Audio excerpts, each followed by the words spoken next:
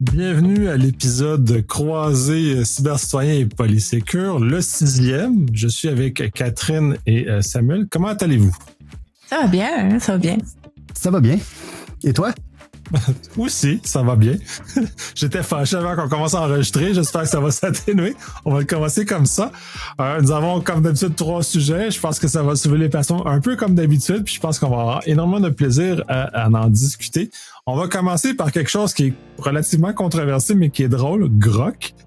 Parce que c'est une source infinie d'absurdité. Et Sam, je vais te laisser aborder la question. C'est ça, la semaine dernière, fait que ça fait déjà, c'était autour du 10 juillet, là, l'intelligence artificielle de xAI, qui est une entreprise là, qui appartient à Elon Musk et qui est intégrée à Twitter et donc maintenant X, là, le Everything App ou l'application qui fait tout, a un peu déraillé pendant à peu près un genre de 24-48 heures. Puis juste avant ça, il y a comme une modification qui a été faite dans les instructions du prompt de Grok qui disait que il fallait qu'il n'ait pas peur de dire des choses qui n'étaient pas politically correct, qu'il pouvait dire des choses un peu plus osées tant que c'était bien étayé. C'était ça la limite. Puis, Musk avait écrit juste avant ça que la Grok avait été significativement améliorée et que vous devriez noter une différence quand vous posez des questions à Grok. Puis je dois vous avouer que les gens ont noté ça assez rapidement. Il y a, à ce moment-là, juste un petit peu avant, il y avait eu les inondations au Texas où il y a des enfants qui sont morts.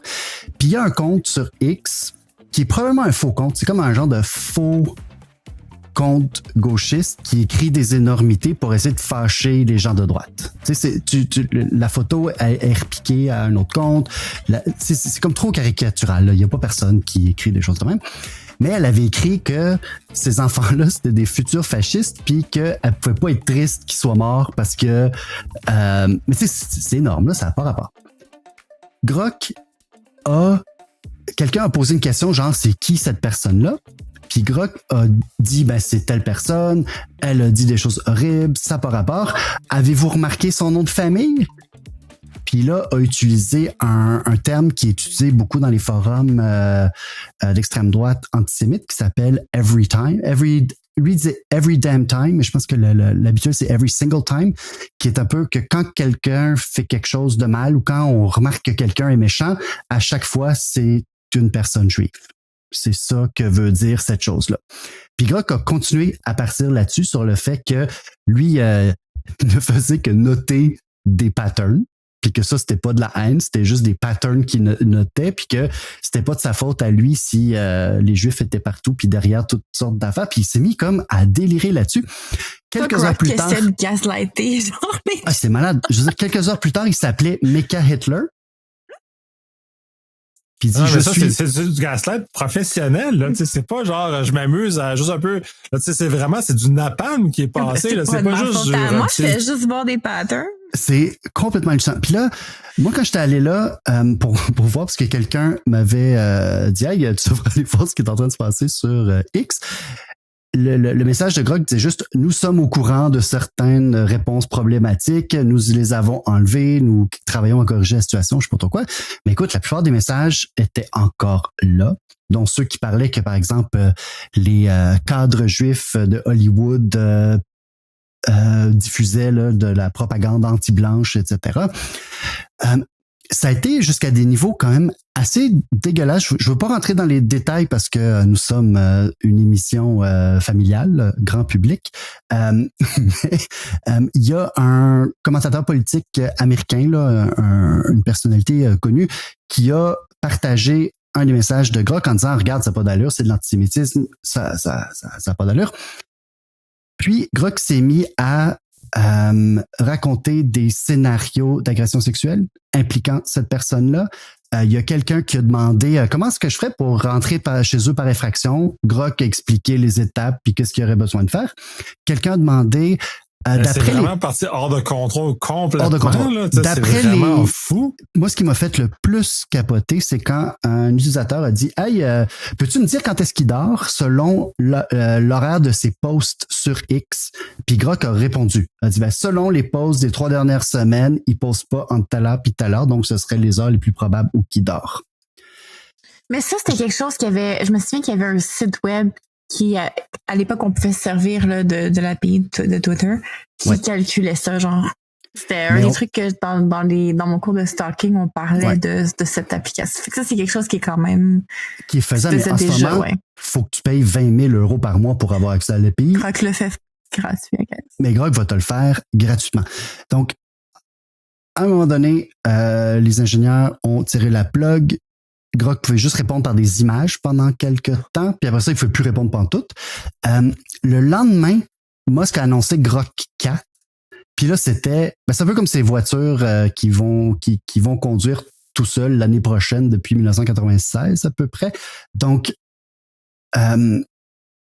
c'est ça. Parce que là, il disait que Grok était maintenant meilleur que n'importe quel PhD sur tous les sujets académiques. Voilà.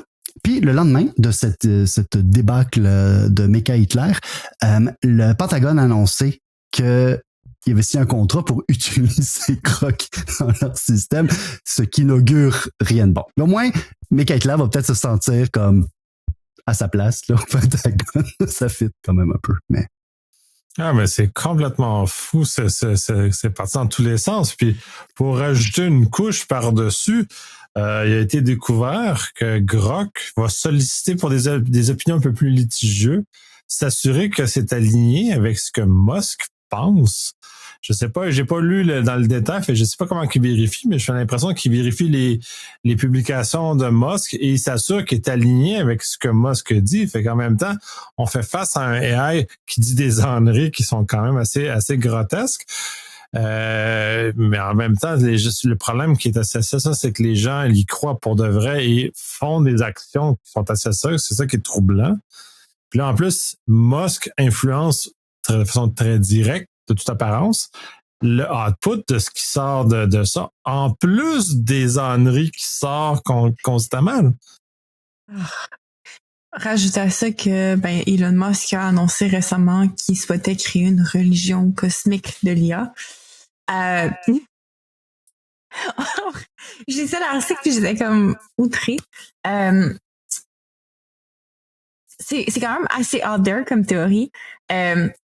En anglais, l'objectif ultime est décrit dans les mots d'Elon Musk comme un neurotransmitter tonnage maximizer. Et il veut augmenter l'activité cognitive à l'échelle cosmique, ce qui est quand même ironique quand on voit les études qui disent que plus qu'on sert de l'IA, plus qu'on dégrade les capacités cognitives de notre cerveau, mais dans sa tête, ça va augmenter nos capacités cosmiques, cognitives à un niveau cosmique. Et les leviers principaux, le output en fait de reléguer toutes nos activités cognitives à l'IA, c'est en 2 points. Premier temps, la colonisation de Mars, qui est toujours son objectif, son petit rêve de petit gars. Et 2, d'augmenter la natalité humaine, qui est une autre de ses obsessions. Fait que, I guess, pensez moins, faites plus de bébés. Je pense que c'est comme la pensée là, vers laquelle il semble aller pour cette religion là, qu'il semble vouloir créer. Moi, je trouve ça un peu inquiétant qu'il y a beaucoup de gens qui se servent d'une IA qui se base sur ce genre de principes fondamentaux-là pis ces idéologies-là.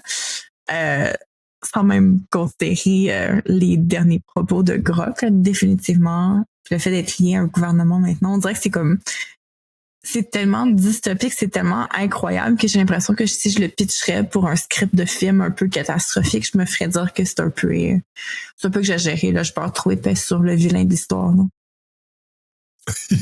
Peut-être. Oui. Puis ça, on rajoute le fait qu'il a fondé un parti politique par-dessus. Mais là, on est vraiment dans un état on est vraiment c'est un film, ça n'a pas de sens. On doit pas trouver un script de film ou un film qui est déjà sorti puis qui est exactement ce qu'on est en train de vivre. C'est surréel à bien des égards. Ça n'a aucun sens. C'est-à-dire, moi, j'ai de la difficulté à comprendre que tout ça puisse exister dans le vrai monde. Mais ce qui m'outrage, c'est que, tu sais, tous ces gens-là qui sont au niveau, tu sais, au Pentagone, je m'attendais à ce que ça soit pas des idiots qui soient nécessairement à l'emploi. Je veux dire, ils sont en charge de prendre des décisions importantes, d'analyser des dossiers, de comme, puis somehow, quand même, on se retrouve avec ce genre de décision-là, de signer ce genre de contrat-là. Je pense que Grok est une bonne idée. Que ces gens-là ont été sur un groupe Signal, hein, pareil, qu'on a abordé ensemble. Hein. Ouais, c'est les mêmes personnes. Le chef du Pentagone, là, c'est Pete Hegseth. Là. C'est Monsieur 3 martinis avant midi. Là. Comme, tu sais, c'est comme... En tout cas, l'autre chose que j'avais regardé quand ça s'est sorti, parce que moi, ce qui me sidère encore, j'ai la misère à le comprendre. Enfin, je le comprends, mais je trouve ça difficilement justifiable. C'est qu'il y a encore beaucoup d'entités qui sont encore sur X. Par exemple, les partis politiques sont encore très présents sur X. Puis j'allais faire un petit décompte, parce que je veux dire, OK, à la limite, t'as un compte, peut-être, mais des comptes vérifiés, là, ça veut dire que tu payes. Ça veut dire que tu finances la chose. La coalition Avenir Québec, j'avais trouvé 13 comptes vérifiés. Donc, il y a les comptes de différents ministres qui sont vérifiés. Étrangement, François Legault l'est pas. Comme le premier ministre, lui, son compte n'est pas vérifié, mais plusieurs de ses ministres le sont. Mais la CAQ a plusieurs comptes, genre la CAQ dans les médias, les actualités de la CAQ, les éditions spéciales de la CAQ, les bons coups de la CAQ. En tout cas, ils ont plusieurs comptes de même, là, qui sont tous des comptes vérifiés. Le Parti libéral en avait une dizaine, 10 comptes. Puis le PQ 9, puis Québec solidaire avait juste un compte payant. Le compte officiel du parti, lui, c'est un compte vérifié. Puis c'est un peu ça, parce que je sais qu'ils disent « Ah, on est là parce que les journalistes sont là », mais je pense qu'ils sont moins. Mais c'est pas une plateforme qui est neutre. Il y a quand même plusieurs études qui ont montré que, l'algorithme avait été tweaké pour, booster les publications de Musk et aussi de l'écosystème de droite et d'extrême droite, et que, par exemple, les démocrates ou les gens plus à gauche se faisaient comme dépriorisés par l'algorithme. À un moment donné, il me semble qu'il faut... Je me dis que ce serait peut-être le temps que ces partis politiques prennent la décision de quitter puis d'aller ailleurs. Parce qu'à un moment donné, tu retrouves tes posts à côté d'un post de Mika Hitler, là, c'est un peu bizarre. Ça, disons, mettons dans le privé, j'ai mis beaucoup d'opinions là-dessus parce que je trouve ça un peu mystérieux parce que, tu sais, les partis politiques vont dire on est là-dessus parce que les journalistes sont là-dessus. Moi, la réponse à ça, non, les journalistes sont où sont l'information? Si tu mets l'information ailleurs, les journalistes vont te suivre ailleurs parce que c'est leur travail de suivre l'information. Fait que de dire que c'est ceux qui suivent l'information qui sont, je trouve ça un peu bad. À la limite, puis Blue Sky est là, si on veut quelque chose qui ressemble un peu plus à Twitter, ou à la limite Mastodon, qui tant qu'à moi est une solution beaucoup plus souveraine et qui s'inscrit dans un effort dans lequel, surtout qu'on est actuellement avec un gouvernement, même en dehors de Musk, on est dans un gouvernement américain qui est très hostile au Canada en général. Là, je trouve ça difficile de justifier le fait qu'on utilise des plateformes comme ça et qu'on les paye pour les utiliser en plus. Moi, c'est doublement bizarre comme chose. Puis j'ai sorti un peu du monde politique, puis je vais plus aborder les Européens, puis ça m'amuse beaucoup. Parce que les Européens vont être les premiers à chialer énormément contre le complexe industriel, machin, des Américains qui contrôlent tout. Le GAFAM, c'est le diable incarné, tout ça. Puis là, je parle d'événements de cybersécurité en France, notamment. Ils sont tous sur Twitter. Là, je fais comme... Là, il y a comme quelque chose, vous dites d'un côté, vous êtes en désaccord avec ça, c'est le diable, puis de l'autre côté, vous êtes dessus. Là, s'il vous plaît, un minimum de cohérence, allez où vous croyez, puis oui, effectivement, il y a moins de monde sur Mastodon, oui, effectivement, il y a moins de monde sur Blue Sky, mais si l'objectif, c'est d'amener dans un contexte qui est aligné avec nos valeurs, ça vaut la peine d'aller là jusqu'à temps que les followship rembarquent, puis c'est le fou la poule. S'il y a personne qui s'en va sur Blue Sky, personne, il se passera rien. On est tous en train d'attendre de savoir qui va faire le geste en premier. Puis c'est un peu la même chose. Puis on peut même ramener plus loin. Facebook, puisqu'ils ne font plus ils relaient plus les informations au Canada, les partis politiques ont de la misère à ne pas y aller, à pas mettre de l'argent, à pas mettre de publicité. Ça a été un mini scandale lors d'élections partielles. Puis je dis très personnellement, je trouve que nos valeurs sont pas alignées. Tu sais, c'est comme, je m'en fous de mes valeurs dans la mesure où je rejoins des gens. J'ai un peu de misère. Mais ça, c'est comme les gens qui vont, comme dire, eat the rich, mais à payer leur abonnement à Amazon Prime à tous les mois quand même. Tu sais, je veux dire, à un certain point, j'ai l'impression que on a, s'il y a la notion il y a pas de consommation éthique sous le capitaliste, mais on s'en sert un peu comme cop-out que ça vaut pas la peine de faire des efforts parce que de toute façon, il y aura pas d'efforts parfaits. Mais c'est pas si dur là, de se priver d'Amazon Prime au pire. Puis c'est pas si dur de changer. Tu sais, c'est pas grave d'avoir moins de clics, c'est pas grave de refaire une communauté, c'est pas grave de comme essayer d'autres sites web. Mais on dirait que les gens sont comme tout un peu comme gelés sur place, puis ils savent pas quoi faire ou ils veulent pas faire de pas, puis ils attendent. Il y a personne qui prend le devant d'aller vers ce genre de choses-là. Puis je trouve ça particulier, puis j'aurais pensé que au minimum, nos institutions publiques devraient prendre action et se diriger vers ça. Puis là, dans un contexte, puis on revient dans un contexte qui est particulier de tension géopolitique avec les États-Unis. Mm-hmm. Le gouvernement ontarien a coupé les contrats de Starlink. Là, c'est un geste concret face à Musk. Et de l'autre côté, ils vont être sur X. Fait que là, soyez dans l'ensemble des choses et construisez. Puis c'était peut-être un peu ça, puis là, du clic. Fait qu'on on a de la difficulté, puis là, on va glisser un peu sur tout le volet du Feediverse et ce qui est contraire à ce que les jardins gardés par les grandes compagnies américaines, les GAFAM notamment, nous ont habitués. C'est facile d'avoir des followers dans Facebook, Instagram, TikTok, ces affaires-là, parce que c'est des plateformes centralisées. Fait que là, on a comme un raccourci qui probablement vient jouer dans notre cerveau aussi d'ailleurs, parce que c'est facile, on va aller là. Quand on va dans le Feediverse, quand on tourne dans l'ancien monde, c'est-à-dire les feeds RSS, les blogs, se feeder soi-même, de construire sa base sur le fait qu'on n'utilise pas des plateformes qui vont amplifier notre message parce qu'on est bien aligné sur l'algorithme. Et là, c'est nous l'algorithme, c'est nous qui devons faire l'effort. Puis dans le réel, c'est pas des likes qu'on a, c'est des gens qui nous suivent pour de vrai, pas des affaires fictives et tout. Fait que c'est très compliqué socialement comme on est rendu sur ces éléments-là. Et puis j'en parle pas, j'ai fait le choix pour mes événements, pour le Polysécur, ces choses-là, notamment de pas être sur X, puis notamment de prendre le chemin long et ardu, de construire le public lentement, un à la fois, pas de multiplier les choses parce que je vais aller sur X, je vais faire un post genre populaire, va devenir viral, pouf, je suis devenu une star du monde. Je prends le chemin plus lent et plus difficile. Oui, mais en même temps, c'est probablement un avantage parce que tu es moins à la merci des changements d'algorithme. Tu sais, je me rappelle quand justement Google avait changé les trucs de SEO, les gens pleuraient là, sur LinkedIn que leur business était ruiné parce que là, tout d'un coup, il n'y avait plus aucune visite sur leur site web parce que eux avaient jamais pris le temps de bâtir long terme. Ils faisaient juste apporter des leads. Puis c'est peut-être pour le mieux. En fait, ta stratégie est peut-être plus gagnante à long terme. Mais oui. J'aime le penser. C'est gagnant à long terme. Mais c'est plus difficile, ça demande des efforts. Le réel, c'est ce que les gens veulent pas faire, c'est mettre les efforts pour construire. Puis ça, on revient encore sur la paresse du AI, toutes ces affaires-là. On est vraiment dans un univers où le raccourci, le chemin le plus rapide est toujours favorisé. Si on va prendre l'exemple, si on va l'espèce de pseudo-scandale de la publicité du FEC. Là, tout le monde s'est outré là-dessus. Parce que la firme qui a fait la publicité a utilisé du AI parce qu'il y a des signes évidents d'eux. Bon, l'erreur, c'est pas qu'ils ont utilisé du AI. L'erreur, c'est qu'ils n'ont pas fait le contrôle qualité nécessaire qui est quand même exigé par rapport à ça. Puis on en a déjà parlé abondamment dans d'autres épisodes.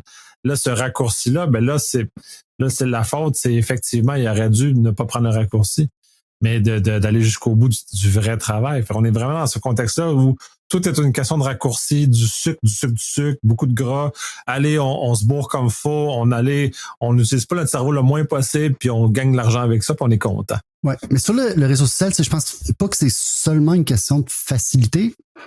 Il y a aussi la question du network effect, là, l'effet réseau, dans le sens que tu vas sur le fait divers, puis là, tu cherches, puis là, la presse n'est pas là. Je peux pas lire leurs articles. Je peux pas voir leurs articles. Tel n'est pas là. Fait qu'il y a le fait, est-ce que mes amis sont là, puis est-ce que les sources d'informations que je veux voir sont là.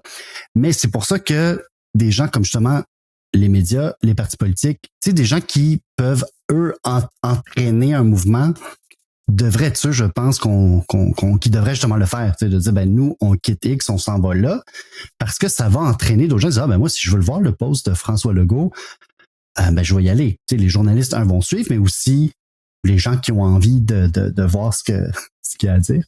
Mais en même temps, c'est relativement récent, ce concept-là. Je veux dire, je me rappelle quand je suis allée sur Twitter pour la première fois, c'était pas parce que je voulais suivre des journalistes, des articles, des choses comme ça, c'est venu après.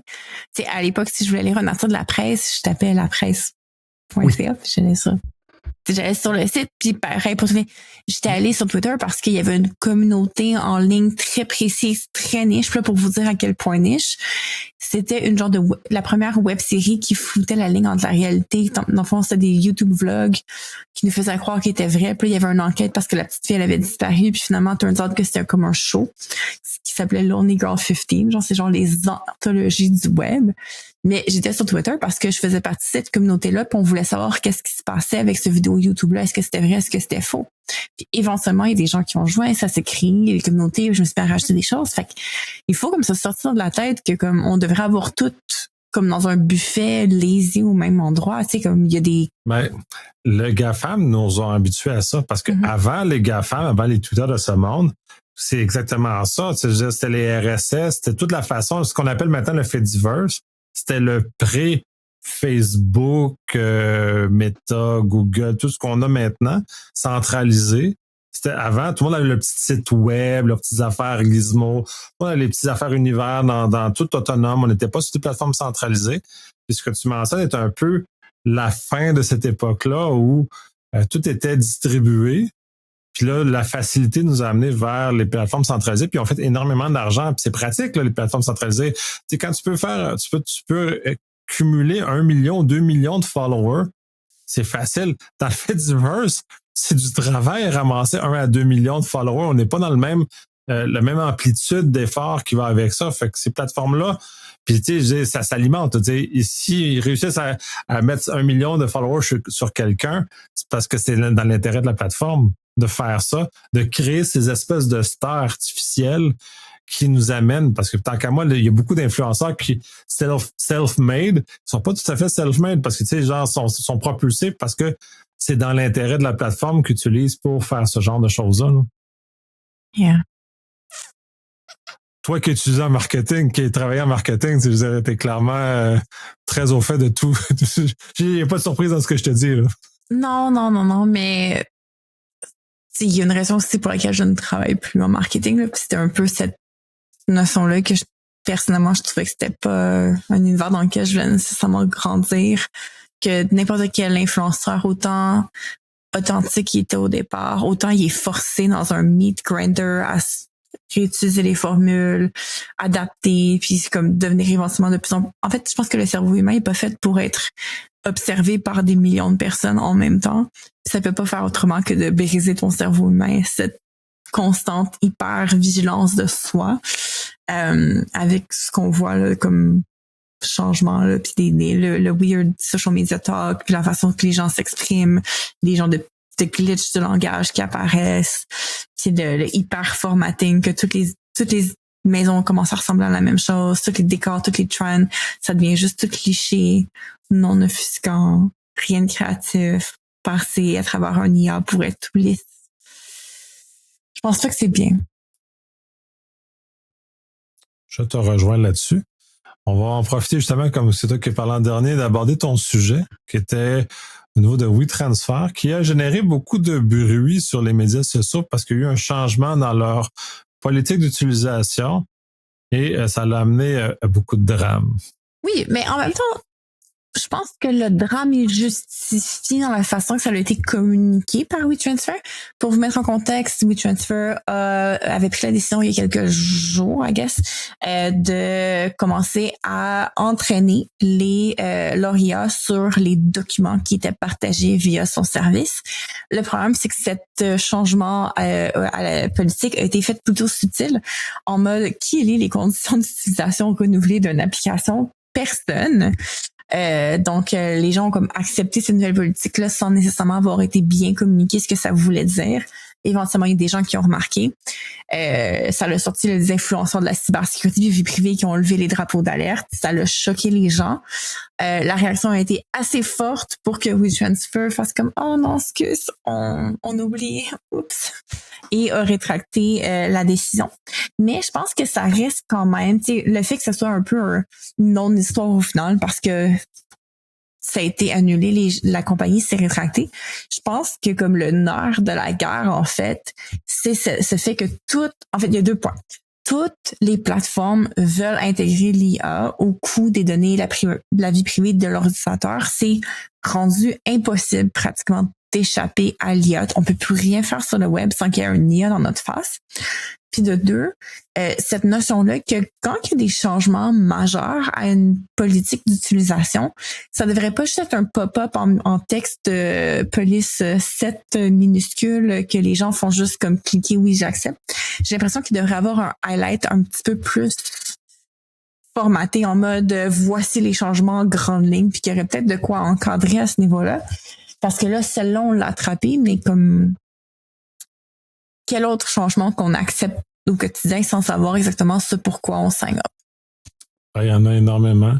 Mais déjà, entre la différence de régime légal entre l'Amérique et l'Europe, c'est déjà assez important. Quand on commence à voyager en Europe, c'est étonnant le nombre d'avertissements qu'on a quand on utilise des applications, quand on utilise des sites web par rapport à ce qu'on a ici. Donc déjà, eux ont accès à de l'information supplémentaire qui leur permet de prendre une décision plus éclairée. Est-ce que les gens le font? Est-ce qu'ils le lisent? Ça, c'est un autre débat, puis je suis pas nécessairement sûr que ça c'est fait, mais il demeure que l'information est beaucoup plus facilement accessible que pour nous autres. Justement, faut que tu trouves, genre, clique, nous avons changé, va lire, ça te tente, clique, OK, bye. Ben, c'est sûr, tu vas cliquer, OK, bye, puis tu vas continuer de faire ce que tu fais parce que, en général, quand on consomme un service, notamment WeTransfer, on a un objectif. On n'est pas là par hasard. On a un objectif pressant et urgent parce que tout ce qu'on fait est pressant et urgent. Donc, on est rendu là. On veut aller déposer un fichier parce que là, s'ils ne le reçoivent pas dans la minute qui suit, mon vis-à-vis va être fâché. Je reçois des courriels haineux, machin. Bon, j'ai de la pression. Fait que je regarderai pas dans les conditions puis je vais l'utiliser puis ça va passer en dessous du radar. Ça, c'est un élément.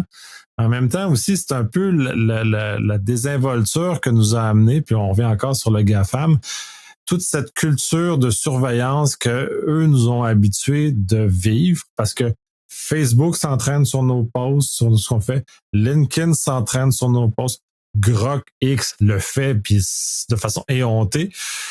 Sont tous dans des contextes comme ça. Puis là, on est en train de se réveiller un peu à la Snowden. Là, on est en train de se réveiller et dire, hey, ce que j'envoie chez un tiers, qui peuvent à peu près faire ce qu'ils veulent avec, parce que c'est chez eux, parce qu'ils sont aux États-Unis, parce que les règles de protection aux États-Unis sont faibles, voire quasi inexistantes dans le plupart des cas. Puis c'est ce réveil-là.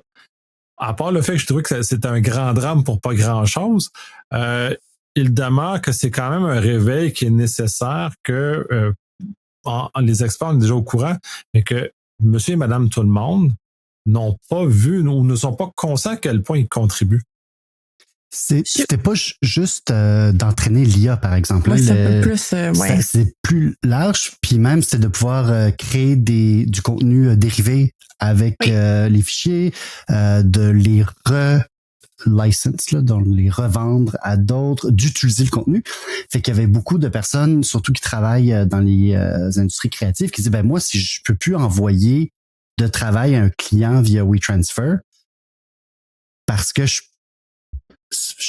j'ai même pas les droits. C'est pas moi qui ai les droits. Fait que je peux pas te donner les droits à WeTransfer d'un produit qui m'appartient, qui appartient à mon client, par exemple. Je pense que c'est ça un peu la raison pour laquelle ça l'a autant choqué, c'est que WeTransfer avait bâti une réputation auprès d'une certaine industrie, que c'était une façon sécuritaire de partager des fichiers volumineux, que l'information allait pas être conservée. Puis à cause de ça, je veux dire, il y a des grands studios créatifs là, qui partagent des unreleased IP genre qui sont importants là, qui ont comme de la valeur industrielle majeure via ces plateformes-là. Puis le fait de changer un peu en mode sneaky, en background, sans l'annoncer trop, sauf en mini caractère, c'est outrageux. Puis c'est entièrement contre la mission, puis tout ce que tout le marketing que WeTransfer avait fait jusqu'à ce point-là, tout d'un coup, s'applique plus parce que la raison d'être de WeTransfer, c'est de transférer sécuritairement des fichiers volumineux. T'sais, le point de WeTransfer, c'est que le lien expire éventuellement. C'est pas envoyé à l'infini. Il y avait une notion de sécurité, là, peu importe la valeur officielle que ça avait au final. Il y a beaucoup d'entreprises qui se sentaient en sécurité de partager des fichiers importants et confidentiels via cette plateforme-là. Puis de dire tout d'un coup, on peut faire ce qu'on veut avec. En fait, tout ce que tu partages peut nous appartenir. Mais là, ils sont revenus, fait que je m'attendais à ce qu'il y ait plein de ports FTP ouverts là, sur Internet. Parce que les gens ont décidé d'utiliser d'autres méthodes pour transférer le fichier. Mais il reste que c'est un service tiers. Surtout des compagnies américaines ont tendance à faire ces changements-là. Puis tu sais, là, c'est un exemple. Puis c'est important au-delà du drame un peu fictif. L'important là-dedans, c'est que c'est un rappel sévère que ces compagnies-là peuvent changer les conditions d'utilisation à tout moment de façon non divulguée. Ils sont pas les premiers à le faire, là. C'est le premier drame vraiment qu'on voit de ce type-là. Quand LinkedIn a changé, tout le monde a fait aussi un peu les avocats en Facebook. Les conditions d'utilisation de Facebook, vous allez être étonné ce qu'ils peuvent faire avec vos informations. Même chose pour LinkedIn, même chose pour X, même chose pour les autres plateformes de médias sociaux. TikTok, c'est encore pire que pire. Là. Les autres, ils peuvent littéralement tout faire avec ce que on envoie sur TikTok. Là. Ouais. Puis, dire tout. Mais c'est là où les gens on est pris, puis on est encore dans le contexte, on a été habitué à donner des informations, de la création, des choses comme ça, en échange de publicité. Et tout ça, c'est là que ça en est. Puis pour ce que ça peut servir, ce choc-là, c'est que là, les gens posent des vraies questions. Au lieu de se faire dire, allez par là, puis c'est un peu dans la même mouvance que tout se faire pousser du AI pour du AI. Ben, poser des questions avant d'y aller. Poser pourquoi on y va. Puis pourquoi on utilise WeTransfer. Puis est-ce qu'ils peuvent modifier les conditions à tout moment? Ben, si la réponse est oui, ben, soyez prudents. Parce que ces compagnies-là sont là pour faire de l'argent. Sont pas là pour faire les choses. Puis même le marketing de WeTransfer, c'est pas la première compagnie qui dit oui, on fait attention, on divulgue rien. Et du coup, ben, il y a une possibilité de faire de l'argent qui apparaît. Puis les valeurs disparaissent. C'est pas grave, on va faire de l'argent avec ce qui passe devant nous parce qu'il faut entraîner du AI, parce qu'il y a d'autres façons de faire de l'argent. On va monétiser l'information qui nous passe entre les mains. Sont pas les premiers à succomber à cet appétit capitaliste. Puis ils se sont rétractés, mais honnêtement, leur message d'excuse est un petit peu, encore une fois, le gaslighting est à son maximum. Traduction un peu très brute de ce que la nouvelle politique disait, c'était « Vous nous accordez par la présente une licence perpétuelle mondiale non exclusive, libre de redevances, transférable et pouvant faire l'objet de sous-licences pour utiliser votre contenu dans le but de faire fonctionner, développer, commercialiser et améliorer le service ou de nouvelles technologies ou services, y compris pour améliorer les modèles de performance d'apprentissage automatique. » OK. Puis là, leur excuse, c'est « En fait, vous avez vraiment mal compris. La ligne exacte, c'est cela a amené nos clients à s'interroger sur 2 points clés que nous clarifions. Nous n'utilisons pas l'apprentissage automatique ni aucune forme d'intelligence artificielle pour traiter le contenu. Et parce que votre contenu vous appartient, nous avons besoin d'une licence de votre part pour pouvoir vous fournir notre service. Fait qu'ils sont comme non, vous avez mal compris. On voulait pas dire, quand on a dit on va entraîner des modèles d'apprentissage automatique, qu'on allait entraîner des modèles d'apprentissage automatique. Qu'on a mal compris. Mais ils ont changé quand même la politique. Voilà. C'est bien. Ils ont clarifié les choses, c'est important de clarifier. Je m'excuse, c'est quand j'ai vraiment cru qu'on va entraîner sur le contenu. On va utiliser le contenu pour entraîner un modèle d'apprentissage automatique. Ça voulait dire qu'il allait entraîner un modèle d'apprentissage automatique. Mais qu'est-ce qu'on a? On a mal compris. On a mal compris. C'est notre faute. Comme des humains, nous avons le droit de faire des erreurs. Do better. Oh my God, c'est à peu près... C'est un peu triste, mais en même temps, puis je reviens sur le fait, le drame au moins aura servi, comme Snowden nous a réveillé le grand public, les gens qui normalement ne sont pas sensibilisés au fait que quand tu transfères un fichier à un tiers, ce tiers-là peut faire à peu près tout et n'importe quoi de ce qu'il y a avec. Ben là, ça l'a éveillé une partie de communauté qui n'était pas éveillée à ce genre de choses-là. Fait qu'au minima, ils ont sensibilisé un grand pan de la société, bien malgré eux, puis il faut en profiter, puis il faut les saluer sur le fait de nous avoir sensibilisé bien des gens qu'on a, en temps normal, on a beaucoup de difficultés à convaincre que c'est difficile, c'est ce genre de choses-là. Définitivement. Fait que, plus un. Merci WeTransfer pour cette campagne de sensibilisation qui aura servi à... C'était quoi l'expression « petit train va son... » Va loin, non? Transition vers le prochain sujet. Oui. Oui, train. Ça aussi, c'est une affaire qui a créé du drame pour quelque chose qui est un peu étonnant. Cette semaine dernière, sorti dans les nouvelles, il y a un CVE sur une vulnérabilité communication sans fil dans les trains dans lequel on pourrait potentiellement arrêter ou faire appliquer les freins par le train parce que le système de communication n'est pas protégé d'aucune façon. Gros scandale, grand bruit, le monde sont énervés avec ça. Mais ça fait 20 ans que c'est connu. Ça fait 20 ans que l'industrie refuse d'agir avec ça. Puis là, on fait face à des industries plus legacy patrimoniales qui ont beaucoup de difficultés, puis quand ils voient pas, puis c'est très drôle parce que ce qu'on lit beaucoup là-dessus, beaucoup de gens en cybersécurité dans le début des années 2000 ont fait affaire avec ça. Si tu me le montres pas, je te crois pas, ça existe pas ce que tu me dis. On retourne dans cette logique-là de vieilles choses. Non, mais si je le vois pas, je te crois pas, donc je le traite pas. Puis il y a beaucoup de gens en cyber qui ont souffert de cet élément-là. Certains sont restés encore avec des marques puis ont un peu de PTSD sur ces éléments-là. Donc, ça transparaît un peu dans leur véhicule actuel, leur communication. Mais il demeure que c'est encore ces affaires-là. Fait que moi, ça m'a un peu fasciné. Puis en même temps, l'année passée, j'étais au DEFCON et il y a quelqu'un qui était venu présenter sur le système ferroviaire espagnol, avait présenté un paquet de vulnérabilités, à peu près du même niveau qu'on a à peu près dans ce niveau-là. Quelque chose assez banal. C'est quelque chose qui permet de changer changer les tracks, changer le contrôle, des affaires comme ça, changer les lumières.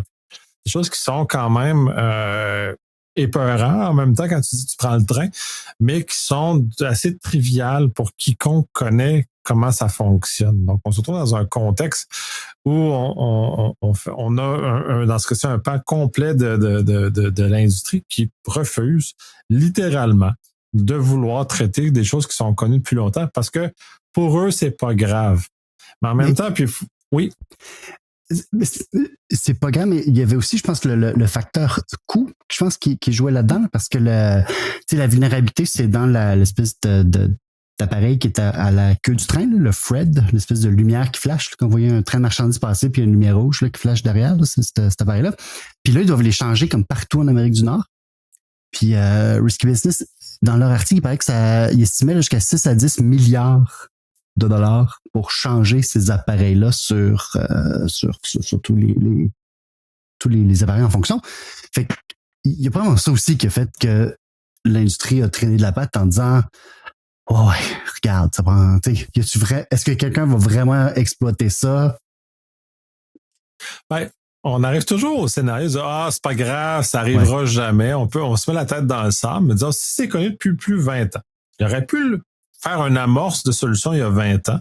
Ça a coûté moins cher. Ça n'aurait probablement pas coûté aussi cher que ça il y a 20 ans.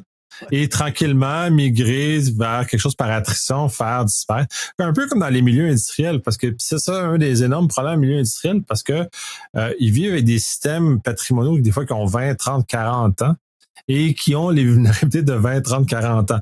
Fait qu'ils doivent quand même agir pour protéger la production industrielle parce que, bon, maintenant, moi, je vais être chez nous pendant que je veux contrôler mes affaires industrielles. Ça ne me tente pas d'aller au bureau tous les jours. Donc, télétravail faisant, il y a des capacités qui sont ouvertes. Donc, ils ont été obligés de sécuriser ou de trouver des façons avec le temps de sécuriser. Là, le problème que l'industrie ferroviaire a présentement, c'est que là, ils n'ont plus le choix. Faut qu'ils le fassent. Fait que là, la gifle qu'ils vont recevoir va être brutale parce qu'ils vont devoir le payer pour prendre qu'ils vont vont en prendre une directive parce que quand même, les autorités américaines s'y ont intéressé. Là. Fait que là, c'est devenu quelque chose. Puis là, l'œil de Sauron regarde. Fait que là, ils n'ont plus le choix là, d'agir. Au lieu d'avoir fait ça tranquillement pendant 20 ans, ben là, ils ont probablement 1 an pour le faire, brutalement, à grands frais, parce que là, les consultants vont se frotter les mains. Hein? Fait que là, ils voient l'argent de ça. Fait que là, ça va faire comme l'an 2000. On va y aller all-in, on va charger des taux de fou. Puis ça va être fait de façon un peu broche à fond aussi, d'ailleurs. Ça va être fait trop rapidement, puis ça va être ça. Fait que là, c'est un peu genre, j'attends dans la minute, j'étais là que ça m'explose en pleine face, puis quand ça m'explose en pleine face, je suis triste. Ouais, mais tu peux. C'est un peu ça aussi, c'est du capitaliste mal foutu, si on veut. C'est genre, on va extraire le maximum de profit pendant qu'on veut, puis on ferme les yeux, puis c'est pas grave le restant. Tu sais, c'est. Est-ce que le contexte politique actuel est un des motivateurs, selon vous, pour que tout d'un coup, cette vieille vulnérabilité-là soit aussi mise à l'avant? Moi, je trouvais que c'est un bel exemple de ténacité. Tu sais, les livres, là, un exemple de ténacité là, qu'on avait quand on était kid. Parce que la personne, Neil Smith, là, qui avait trouvé la vulnérabilité il y a genre 10, 15, 20 ans, ben, il y a une autre personne qui l'a trouvé indépendamment de lui. Fait que l'autre personne a présenté au DEF CON il y a plusieurs années. Puis là, cette année, on refait comme ils ont relancé la compagnie, mais là, les deux personnes ont fait la même déclaration de vulnérabilité. Fait qu'à un moment donné, je pense qu'il y a aussi un facteur, OK, tu sais, ça, ils reviennent à la charge, là, il y en a pas juste un qui le dit, ils sont deux, ils ont des, il y a comme un moment donné qu'il ne faut pas l'ignorer. En même temps, tu sais, t'as toute l'histoire de Salt Typhoon puis de gens qui infiltrent les services critiques américains dans des, tu sais, ils ont trouvé dans des systèmes électriques, dans des, il y a eu un hack de barrage au Danemark il n'y a pas très longtemps. Il y a des trains qui ont été arrêtés en Pologne en 2023, probablement des pirates russes, parce que il y avait beaucoup d'équipements militaires qui passaient à travers la Pologne pour se rendre en Ukraine. Puis il y avait utilisé, c'est une autre technique parce que c'est pas le même système là, mais c'était à peu près aussi trivial à faire. Fait qu'il avait réussi à faire arrêter les trains en sifflant 3 notes là. C'était quand même assez. On sait qu'un déraillement de train, ça peut devenir très catastrophique là, rapidement. Surtout dans l'historique du Québec, on a quand même une situation là, qui nous vient tous en tête.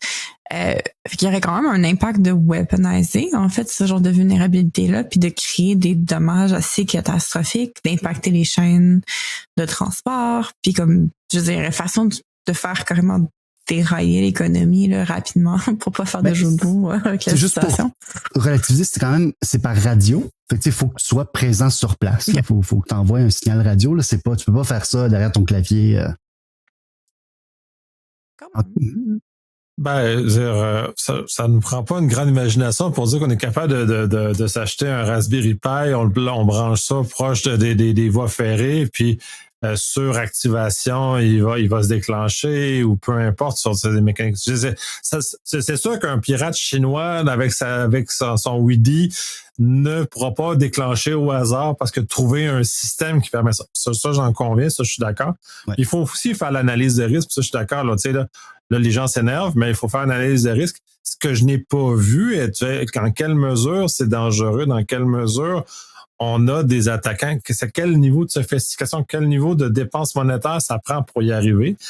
C'est pas maintenant pas énorme parce que là, tu prends un Raspberry Pi, tu caches ça proche des rails, puis tu fais juste broadcaster le signal magique, comme les 3 notes que tu mentionnais pour l'élément polonais.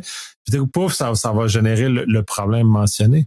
Puis on sait qu'avec les mouvements conspirationnistes en ce moment aux États-Unis, il y a de plus en plus de petits attentats un peu comme ça. On sait qu'il y a des centrales d'électricité qui ont été attaquées là, par des groupes un peu plus extrémistes récemment au Texas suite aux différents événements climatiques qui se sont passés.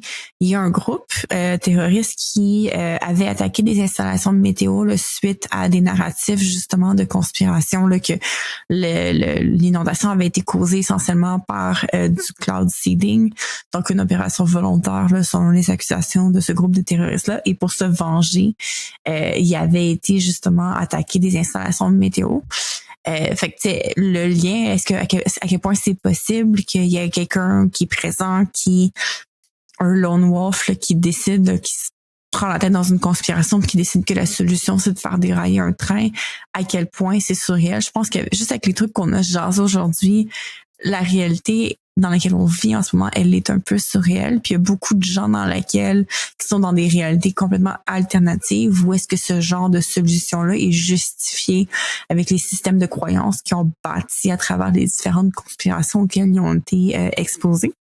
Donc je pense que le risque est quand même concret. Là. Comme pour moi, c'est pas complètement out there l'idée que quelqu'un se mette en tête que il faut qu'il le fasse parce que c'est sa façon de sauver la planète, c'est de faire dérailler un train pour passer un message. Oui, puis ça, puis en culture américaine, c'est très particulier parce qu'ils n'ont jamais subi de vraies attaques sur le sol. Le 11 septembre est un exemple d'une attaque sur le sol. Ils sont pas habitués de considérer les attaques qui peuvent aller sur le sol américain. Fait que pour eux, c'est un peu fictif, cet élément-là. Puis ça doit aussi justifier pourquoi ça a été négligé comme ça, parce que ça devient la fiction, c'est pas grave. Les terroristes s'attaquent ailleurs, les terroristes sont pas chez nous, les terroristes font pas de choses comme ça.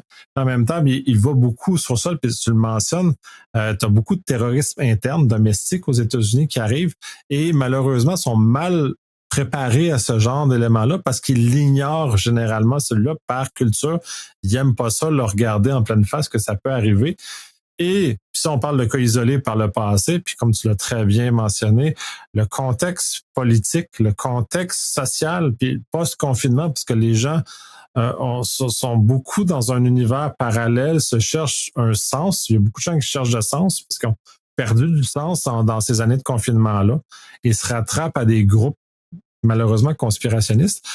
Et ils vont leur donner une forme de sens à leur existence. Puis comme tu dis, un lone wolf qui décide que lui veut démontrer quelque chose, il veut passer un message, ben, il n'est pas exclu que c'est un moyen qui est à sa disposition, assez facile, malheureusement, et qui va pouvoir exécuter ce genre de choses. Beaucoup plus qu'aller trouver des explosifs puis d'aller dans un sous-sol et essayer de faire exploser un édifice, par exemple. Ça, c'est beaucoup plus facile. Ou détourner un avion.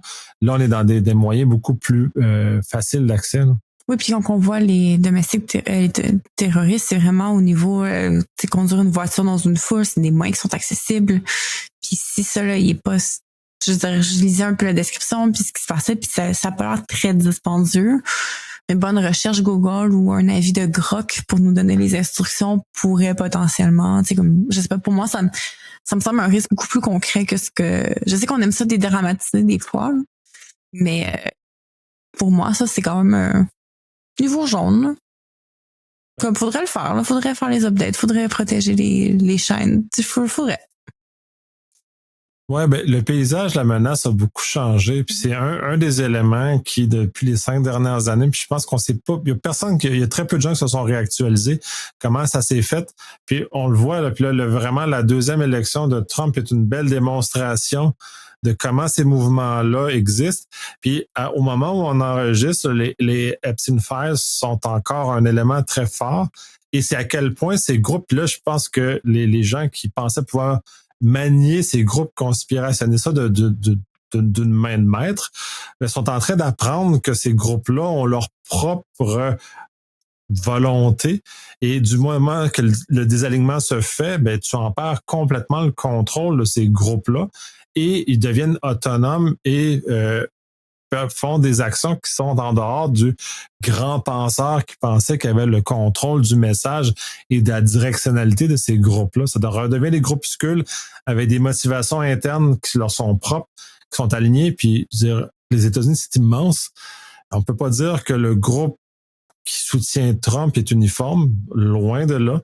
Et tous ces groupes-là sont en train d'exploser, ont été capables pendant un court moment de vivre sur un chapeau unique, d'avoir une idée unique, ou en tout cas une inspiration unique.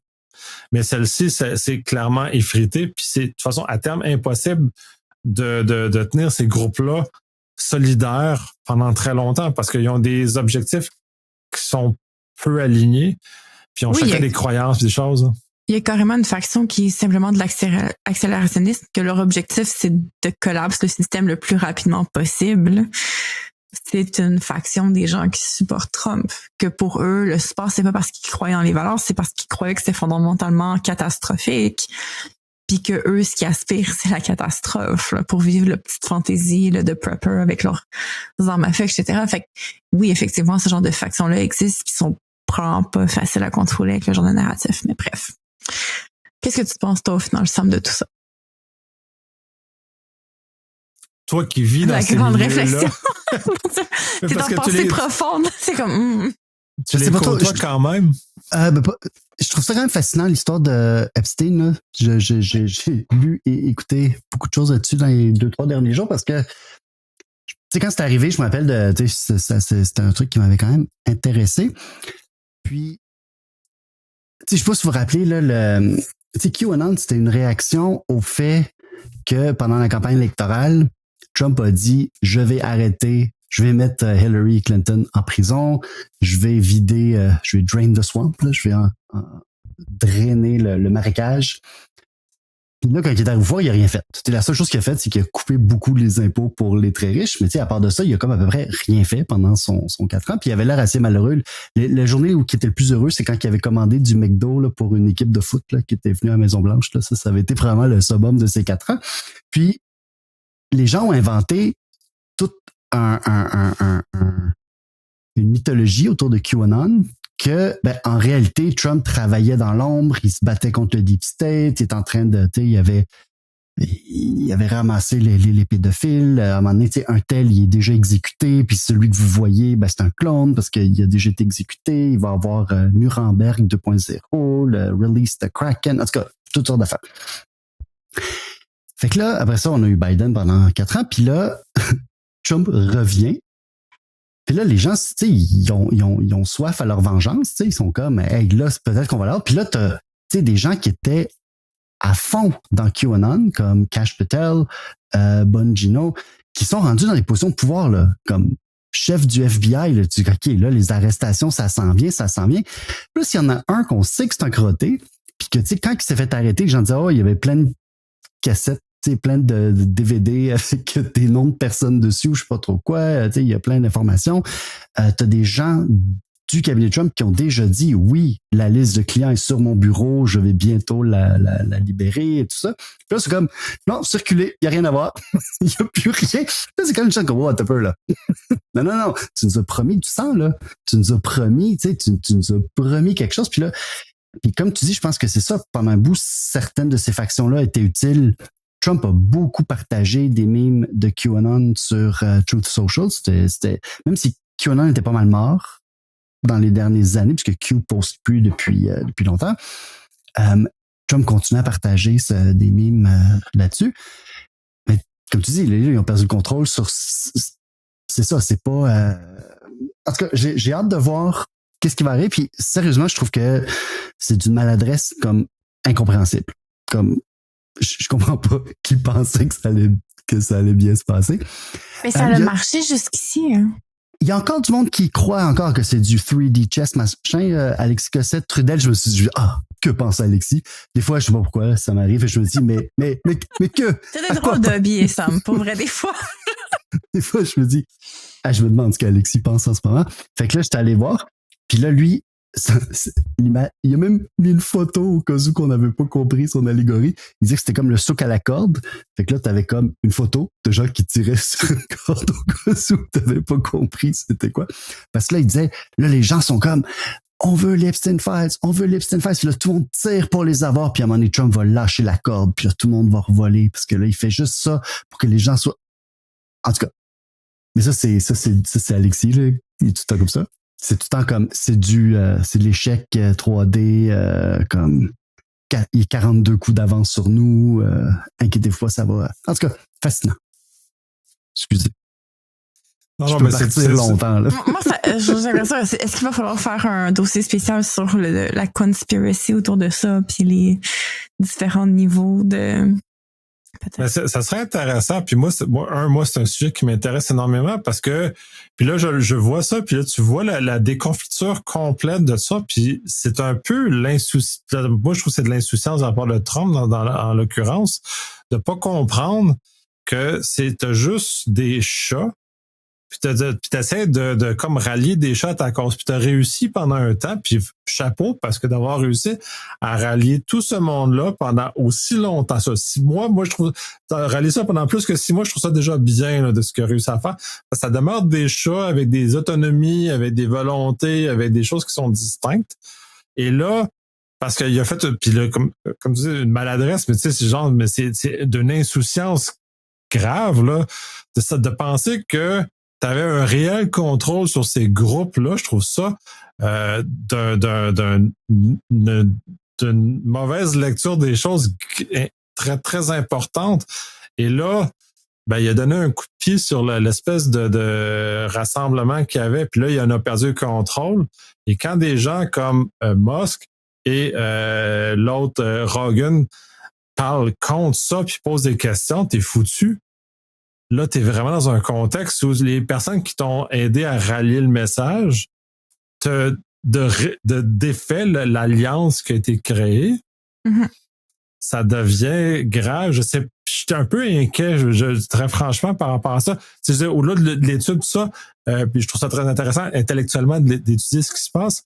Mais en termes de mouvement social aux États-Unis, je suis très inquiet de ce qui s'en vient dans les prochaines semaines. Puis pour on revenait sur le train, ben ça se pourrait qu'il y ait des éléments comme ça qui aient lieu dans les prochaines semaines parce qu'il y a des agitateurs qui veulent prouver leur point. Mais je pense que le dernier post de Truth Social de Trump va clairement comme attiser les flammes de ces groupes-là parce qu'il a carrément été dire que c'était un hoax. Comme il y a un long rant sur le fait que le Hunter Biden laptop c'était comme un vrai truc, puis il énumère tous les trucs qui étaient vrais. Puis que les démocrates ont une nouvelle scam qui appelle le Jeffrey Epstein hoax, puis que même certains de ses anciens supporters ont comme acheté ce mensonge-là. Puis c'est comme un gros run sur le fait que c'est des fake news, c'est faux, c'est pas vrai, c'est pas vrai, c'est pas vrai. Ça, c'était hier.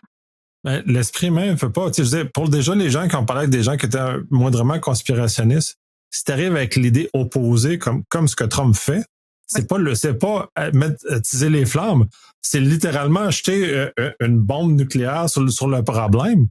Puis ça va amplifier de façon fois mille parce que ces gens-là, fondamentalement, tu leur dis qu'ils ont eu tort de croire à cette histoire-là et émotivement, ça fait mal. Et surtout que ces gens-là ont besoin de se faire assurer parce que se sont ralliés à une cause conspirationniste parce qu'il y avait besoin, il y avait un manque à l'intérieur, il y avait besoin de se sentir dans un groupe, il y avait besoin de sentir, écouter, puis tous ces éléments-là.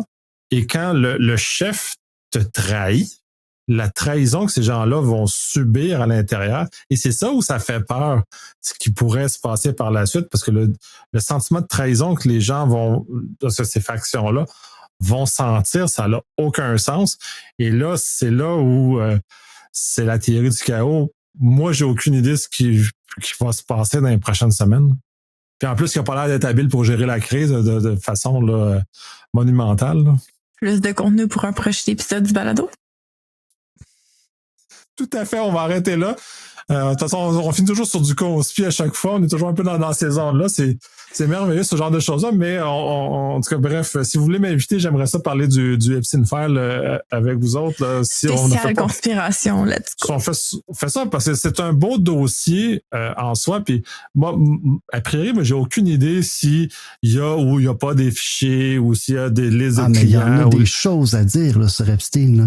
Écoute, je vais mettre mon chapeau en papier d'aluminium. Là, oh my God, on se fait des chapeaux en aluminium, ça c'est sûr.